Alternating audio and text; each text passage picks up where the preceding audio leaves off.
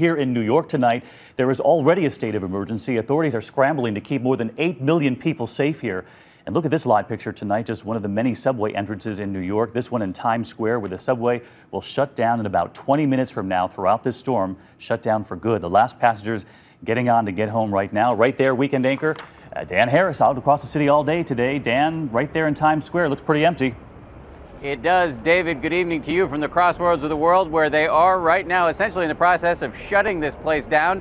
Not only are all the Broadway theaters going dark, but as you mentioned, America's largest subway system is about to halt service. The sign over my shoulder pretty much tells the whole story. 2 words: system shutdown.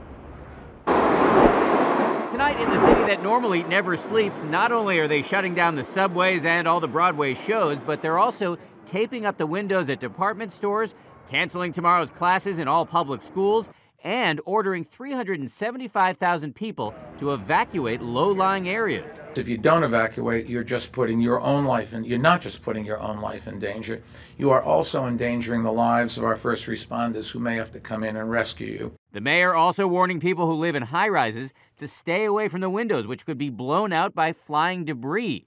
But the big risk to New York City is the storm surge, water gushing in from the harbor over the city's floodwalls, pouring into the subway tunnels and roads and underground power transformers, potentially causing billions in damage. If it hits at the maximum tide, then I'm afraid we are in pretty bad trouble. Last year, during Tropical Storm Irene, the waters came within less than a foot from topping the floodwalls. And now Sandy's storm surge is predicted to be even stronger. Since Irene failed to do the damage here in New York City that many experts predicted, some people, like the Arang family who live in the evacuation zone, are refusing to heed the warnings for Sandy. We have diapers, we have water, and just, hoping to make the best of it. There are long lines at the supermarket tonight. It really is a madhouse today. Yeah. It's like, oh my God. But the streets are crackling not with panic, but with a sort of upbeat, pre-apocalyptic vibe. Come on, a New Yorker. Come on, what are you going to do?